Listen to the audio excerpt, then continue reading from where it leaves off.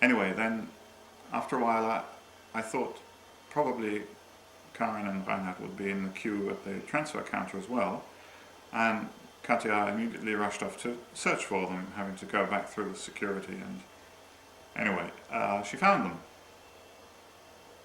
Yeah, they were queuing and they couldn't get onto the flight because it was all booked up. Their flight had gone by then. Oh, actually it hadn't left yet. Should have done. Should have left, but it was completely overbooked and they couldn't get on anymore. And the not so friendly French lady at the counter said, no way you can get to Hamburg today. She said, you have to go into a hotel. And Karin and Reinhard really didn't like that, which I could fully understand.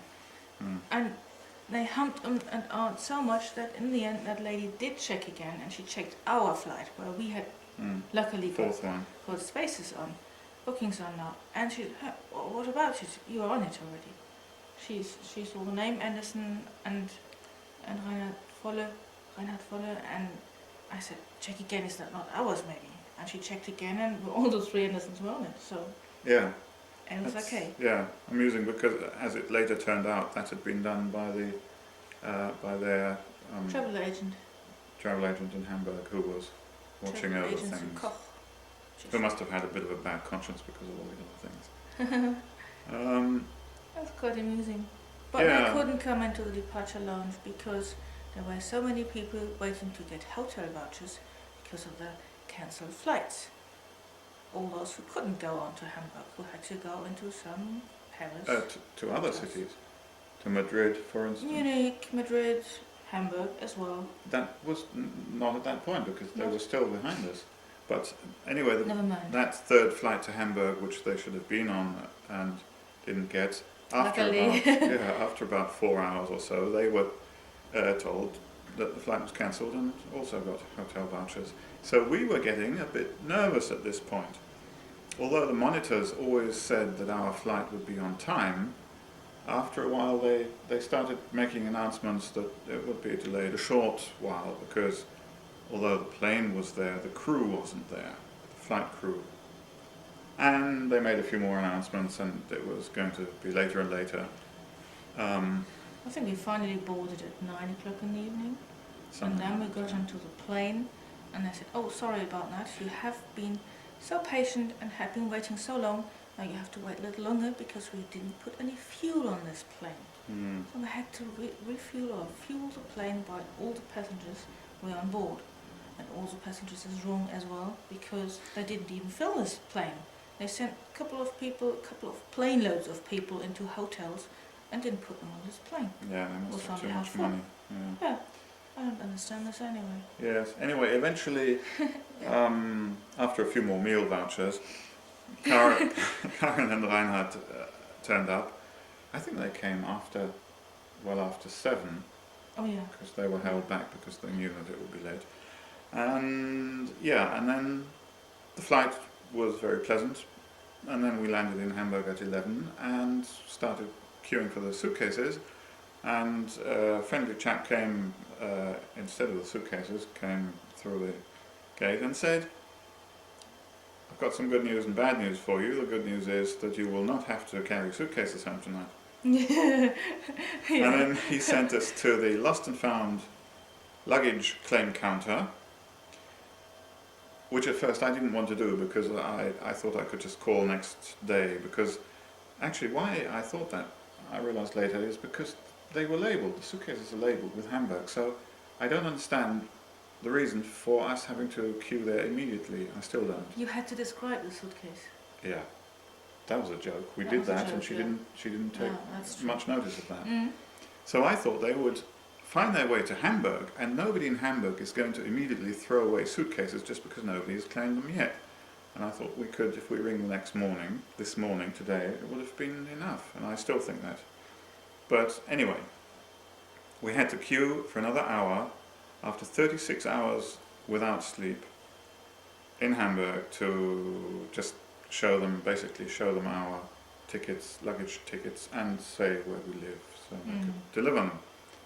And just now, about half an hour ago, we received our large suitcase. The small but one it is is still missing. Wednesday evening now already. Yeah. 9 o'clock or something. Yeah. The little one is still missing. Yeah. We had 2 suitcases. One is here, the other one I don't know. Might still come. Yes, I think it will.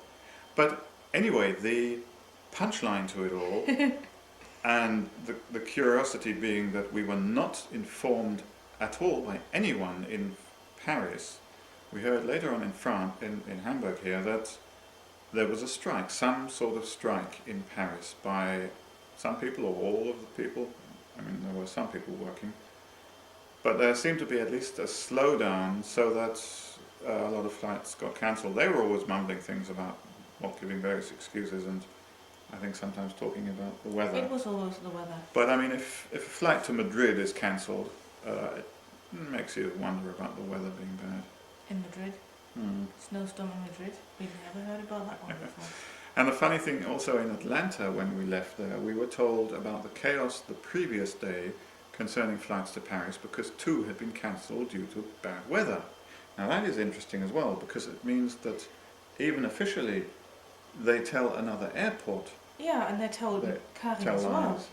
Yeah. They had the previous days also cancelled. Yeah, they tell lies officially, which I really think is not the way it should be done. No. I think that's most disappointing. And we've certainly decided that if we ever have the choice, we will not fly Air France again, certainly not via Paris Charles de Gaulle.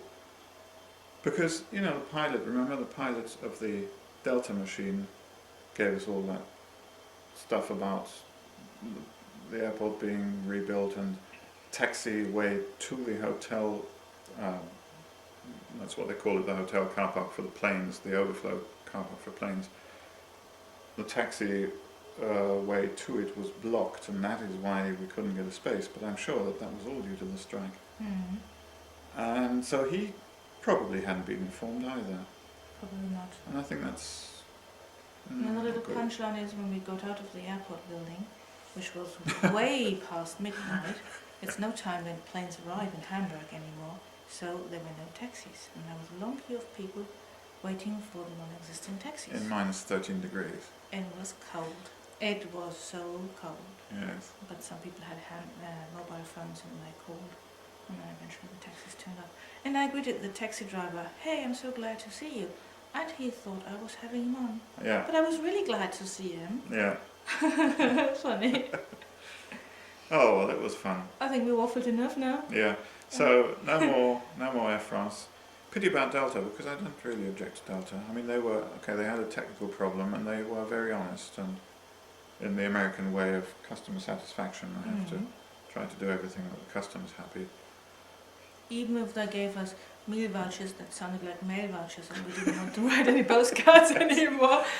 American accents, we understood mail vouchers and thought whether we have to write a letter now home rather than call them. Strange. Yeah. Yes, okay, so that was a fun holiday. Great relaxation, 3 weeks of sleeping and eating, but the journey there and back was not good. With 2 changes, two stopovers. Okay. Bye-bye.